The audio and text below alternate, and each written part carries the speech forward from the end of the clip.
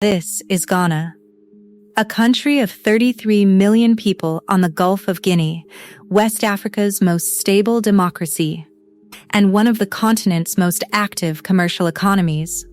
A significant portion of that commerce moves every day through open-air markets that are run, regulated, and controlled not by the government, not by the banks, not by any registered corporation, but by women whose names do not appear in any official economic report. What follows is daily life inside a system of power that has been operating in plain sight for centuries and that almost no outsider has thought to measure. The open-air market is not a peripheral feature of Ghanaian commerce, it is the center of it.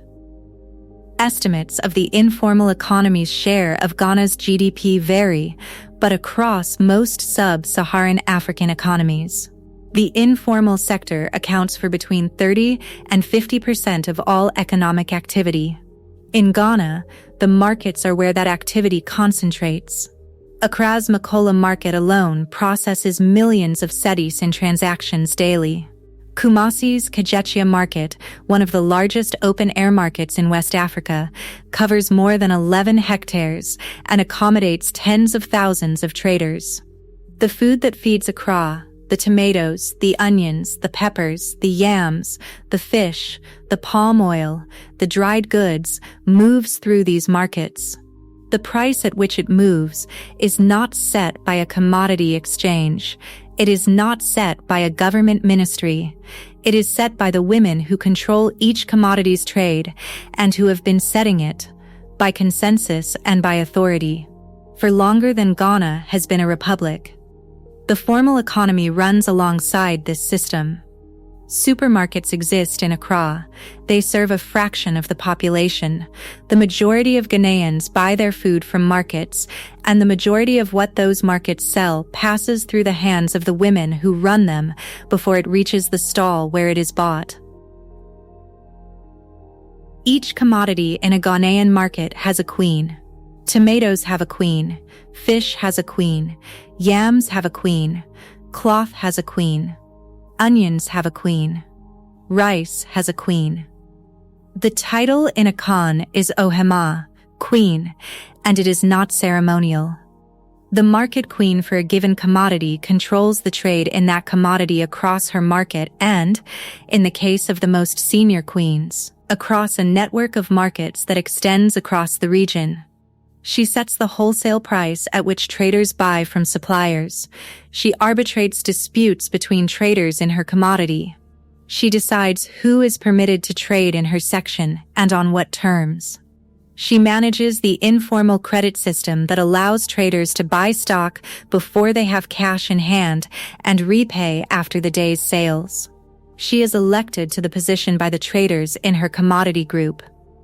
The election is informal. There is no ballot, no registered voter roll. The traders know who among them has the knowledge, the network, the patience for dispute resolution, and the authority that other traders will accept. When that person becomes clear, the group moves toward her. The process can take years. The outcome, when it comes, is rarely contested. A woman does not campaign for the role, she accumulates it. She has been trading in this commodity for 20 years. She knows every supplier between Kumasi and the northern farms. She has extended credit to 40 traders and been repaid by 39. She settled a dispute last year between two women who had not spoken for a season, and both of them are still trading. When the previous queen steps down or dies, the traders look around and they know who it is. The authority of the market queen is unwritten and it is absolute within its domain. She does not have a government appointment. She does not have a license. She does not have an office, in most cases, beyond a stall or a chair in the market where people know to find her. What she has is the accumulated trust of every trader in her commodity group, the institutional memory of prices and suppliers and disputes going back decades, and the network of relationships between markets that allows her to know, before the truck arrives, what the yam harvest in Brongahafo was like this year and what that means for the price in Accra next week. Price information in the formal economy travels through exchanges, analysts, and reports. In the market, it travels through the queens. A market queen in Kumasi who speaks to her counterpart in Tamale on Tuesday knows the wholesale price of tomatoes in the north by Tuesday afternoon. By Wednesday morning, the Kumasi price reflects what she learned. No database was updated. No report was filed. The price moved because a woman made a phone call. The credit system the queens manage is the market's banking infrastructure. A trader who needs stock before her cash arrives goes to the queen.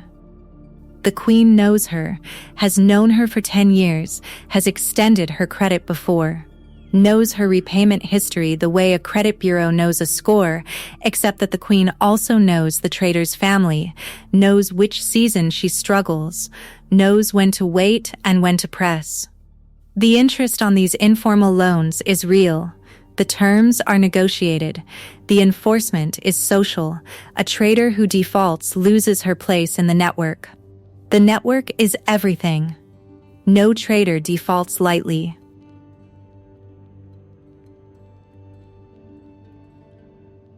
A trader's day in Makola Market begins before sunrise. By 4 in the morning, the wholesale buyers are already moving through the pre-dawn section where produce arrives from the farms and the fishing ports. A woman who trades in peppers has been here since 3:30. She buys in bulk from a supplier she has used for 7 years. A man from the Volta region who drives through the night to reach Accra by morning. He gives her a price. She gives him a counter. They settle in under 2 minutes. The transaction runs on trust built over 7 years and a mental ledger that neither of them has written down. By 6, her stall is stocked and she is open. Her daughter, who is 17, is with her. The daughter has been coming to the market since she was small enough to sit behind the stall on a stool and watch. She is now old enough to manage the stall alone for the hours her mother is away from it. She knows the regular customers. She knows the prices. She knows which customers pay immediately and which ones need to be asked twice. She is learning the credit judgments by watching them made. No one has told her she is being trained. The training is the watching. By midday, the market is at its loudest. The aisles are dense. The queen of the pepper traders moves through the section, stopping at stalls, checking prices, answering a question from a younger trader about a supplier who has not delivered. She listens, asks 2 questions, and tells the trader what to do. The advice takes 90 seconds. It comes from 20 years of knowing this supplier, this route, and what the delay usually means. By 3 in the afternoon, the pace is slowing.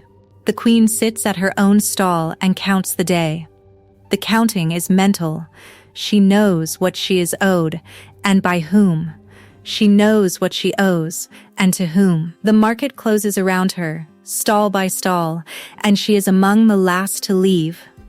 The Ghanaian government has been attempting to formalize market trade in various configurations since independence in 1957.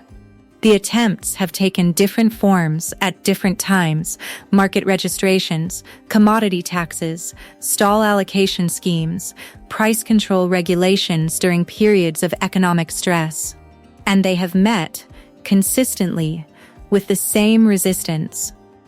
The resistance is not ideological, it is structural. The formal system and the market system are not parallel versions of the same thing. They are different things, organized around different principles, and the attempt to impose the logic of one onto the other consistently produces the same result.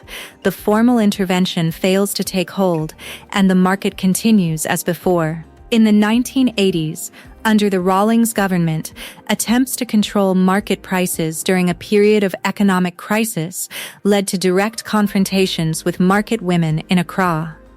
The government accused the women of hoarding and profiteering. The women argued they were managing supply in a market the government had destabilized with its own policies. The price controls were eventually abandoned. The market queens were still there when the controls went. That confrontation left a residue that outlasted the policy itself. Soldiers were sent into Makola at one point to enforce the price directives, and the market was temporarily raised. It was rebuilt. The women who traded there before the demolition were, largely, the women who traded there after. The state had the power to flatten the physical market. It did not have the power to dissolve the relationships that made the market work, the credit lines, the supplier agreements, the informal courts sitting inside every commodity group. Those had never lived in the buildings. They lived in the women. And the women simply moved to open ground and kept going. The current friction is quieter and more persistent. Ghana's tax authority has been expanding its reach into the informal economy, requiring traders to register and file.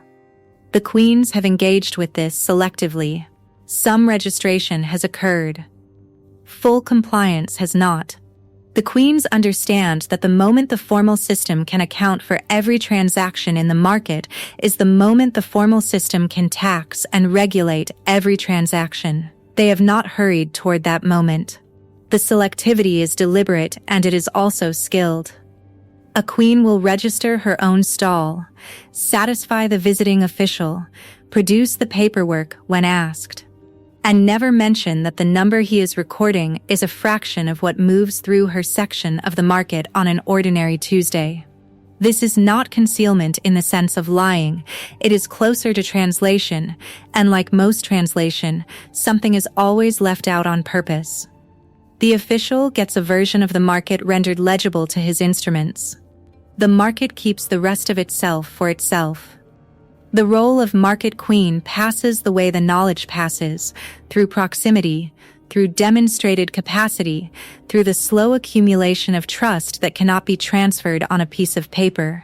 A daughter who has spent 15 years at her mother's stall, watching the credit decisions, hearing the price negotiations. Sitting in on the dispute resolutions is not automatically her mother's successor. The traders in the commodity group make that decision, but she is the one most likely to be ready when the decision is made.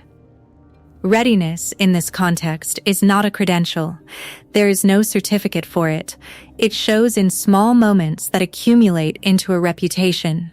The times she was sent to settle a minor disagreement in her mother's absence and settled it in a way both sides accepted. The times she extended credit against her own judgment rather than her mother's instruction and was proven right. The times she was wrong and owned it plainly enough that the trader she'd misjudged didn't hold it against her the next season. The commodity group is watching all of this, whether or not anyone has said out loud that a succession is underway. The queens themselves describe the preparation in practical terms. You learn who the suppliers are. You learn the routes the produce travels. You learn which roads wash out in the rains and what that does to the price. You learn which traders are reliable and which ones you carry for a season and then quietly stop extending credit to.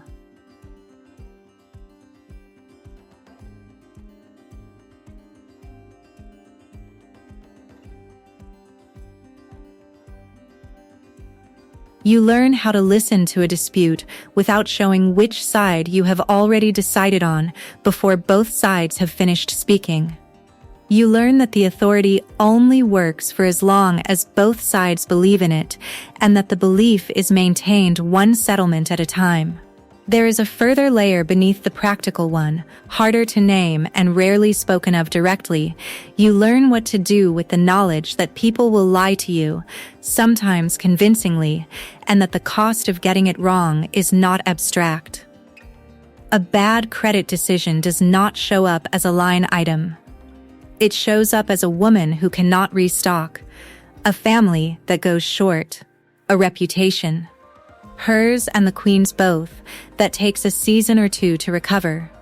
The apprenticeship is not only technical, it is an apprenticeship in the weight of the decisions, absorbed slowly enough that by the time the weight is fully hers, it no longer surprises her.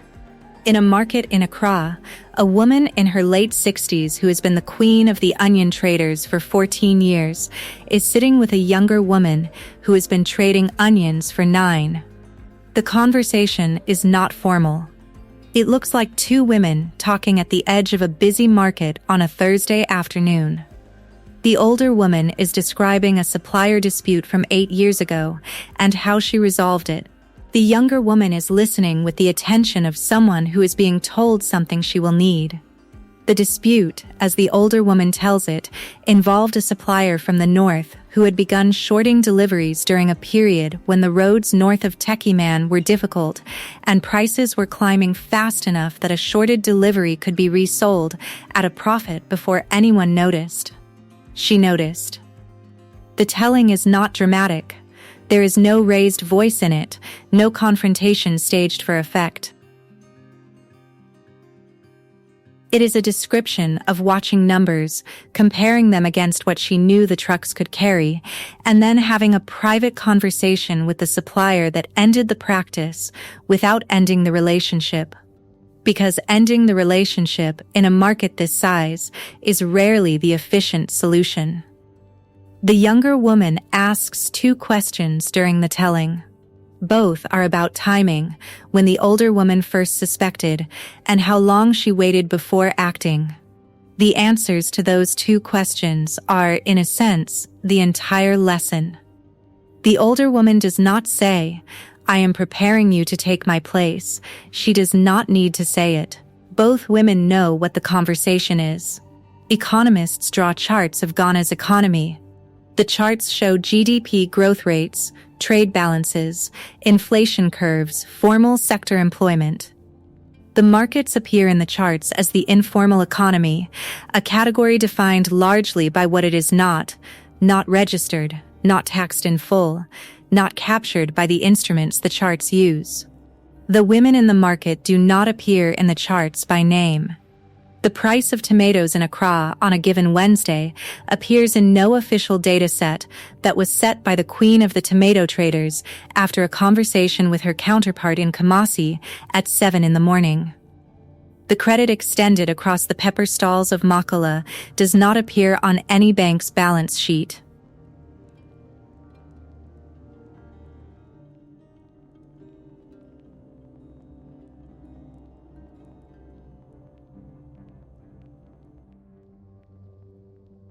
The dispute resolved at 6:30 in Kumasi this morning does not appear in any court record. This is not an oversight that better data collection would fix. The instruments are built to capture transactions that pass through registered channels, invoices, bank transfers, filed returns, and the market's transactions mostly do not pass through those channels. Not because the market is hiding from the instruments, but because the market was never organized around producing the kind of record the instruments read. Asking for that record is asking the market to become a different kind of system, and the market has, so far, declined. The system is invisible to the instruments built to measure it because it was not built for those instruments. It was built for the market, by the market, over centuries of daily operation by women who needed a system that worked in the conditions they were actually in, not the conditions the charts describe. Those conditions include seasonal gluts and shortages that no fixed price policy has ever survived contact with, suppliers who cannot always be reached by phone, roads that disappear underwater for a week at a time, customers who need credit this week and will pay it back, reliably, in 3, and disputes that need resolving before the day's produce spoils, not after a docket clears. A system built to run inside a courtroom's timeline or a bank's collateral requirements would not survive a single rainy season in Makola. The system that has survived 2 centuries of them was built by the people standing in them. Makola Market opens at 4 in the morning. The economists arrive later. By the time the first chart is drawn, the queens have already set the price, extended the credit, settled the dispute, and moved on to the next thing. They built this. They know how it works. The chart is someone else's attempt to catch up,